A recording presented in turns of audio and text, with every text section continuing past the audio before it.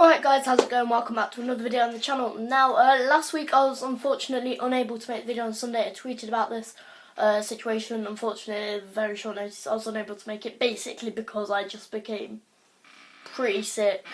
Well, I say sick, I had a really sore throat, I was really hurting to swallow, and I didn't really feel like talking for 10-15 minutes. As much as I love you guys and that, but I didn't really feel like talking for 10 to 15 minutes because it would really hurt. But yeah, so welcome back to another weekly summer roundup.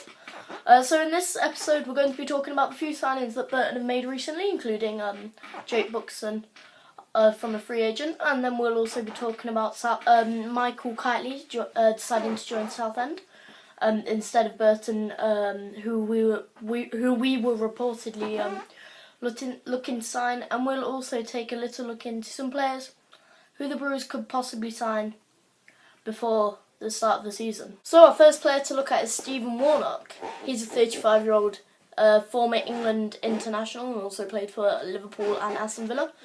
He's a defensive player and he played for Wigan last season in the Championship. So I'm quoting directly from Nigel Clough. He said, "Stephen is a good, experienced fullback. We always liked him when he played at Derby and obviously at Wigan most recently. He will give us that experience that you need in the Championship."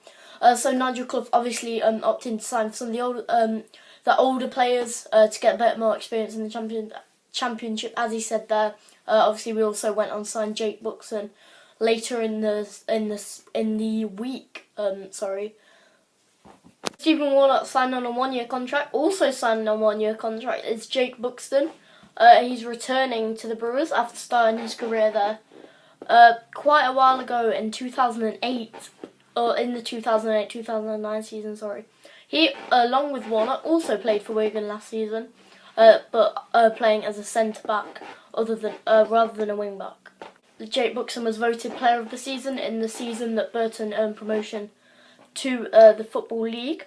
So once again, quoting directly from Nigel Clough, he said he has come on a player since his first Burton Albion spell and very nearly made the Premier League with Derby. He's a very good, experienced defender. So Nigel Clough obviously using the word experienced again there, as Jake Buxton is in the older range of players that you can buy, which shows that he's going to look for a bit more possibly leadership next season, a much more experienced team, rather than I believe at the start of the season we opted for quite a young team, starting the likes of Matthew Palmer and Tom Flanagan. And our third and most recent signing that's been made by the Brewers is Luke Murphy, who obviously joined us last season in January for a half-season loan from Leeds United. He is now back, this time on a year-long loan from Leeds. So, like I just said, he joined us in January last season, and he is a midfielder, and Nigel Clough is happy to bring him back. He said, "We are delighted to have Luke back, and for a full season, he will also be able to get a full pre-season under the belt with us."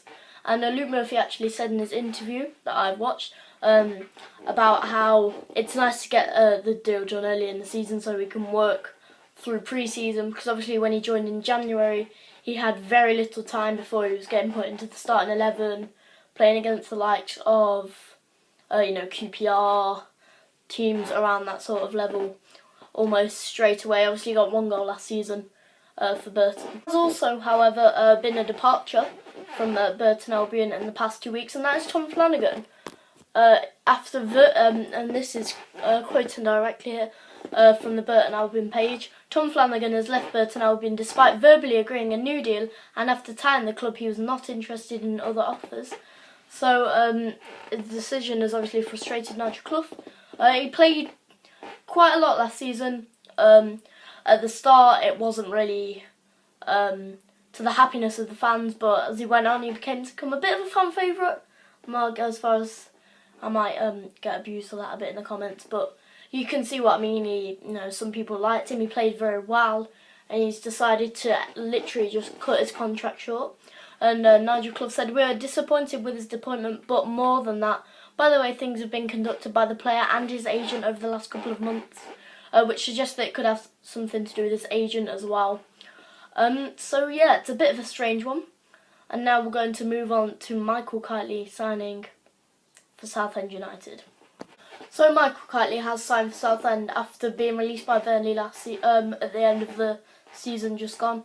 Obviously he was on loan at Burton for 6 months from about 6 months from January until the end of the season, making a very big impact, scoring, I believe it was 5 or maybe 6 goals in his time. So Brewers fans are very disappointed seeing him go to Southend. It's believed that Nigel Clough was chasing an offer and that Southend bettered that offer to Kylie. But yeah, it's a bit annoying. We've been left now with just 2 real wingers. So it'll be interesting who Nigel Clough brings in now with the rest of the transfer window to go. And speaking of who he brings in now, we're now going to move on to some possible signings that Burton could make. So we've just, for signings coming into Burton Albion, it doesn't look like there's any coming in at the minute. There is one very big rumour though that Jackson Irvine could possibly be joining Brighton. That's all I literally have to say on the matter. Some people saying it's a 4-year deal, but there's been nothing confirmed by either club. So now as this video comes to a close, I'm just going to tell you about the friendlies that I'm going to. Now if you go onto my Twitter account and look at my pinned tweet, there is a thread underneath there. But basically as it stands, I'm going to Matlock away, West Brom at home, Shrewsbury away, and Leicester City at home, which of course are 4 last pre-season. I believe they are our 4 last pre-season matches. Unfortunately, I can't make it to any before them for reasons. I'm busy on most of the days, unfortunately, as we'd already had stuff planned before the friendlies got released. But yeah, so apart from that, hopefully this video's summed everything up for you over the last 2 weeks. I'm going to try and make this a weekly series, and leave a like if you want me to continue this throughout the season, to let you know if there's been any injuries, how long they'll be out for, contract extensions, etc. So I'd like to thank you very much for watching this video, and I'll see you guys next time.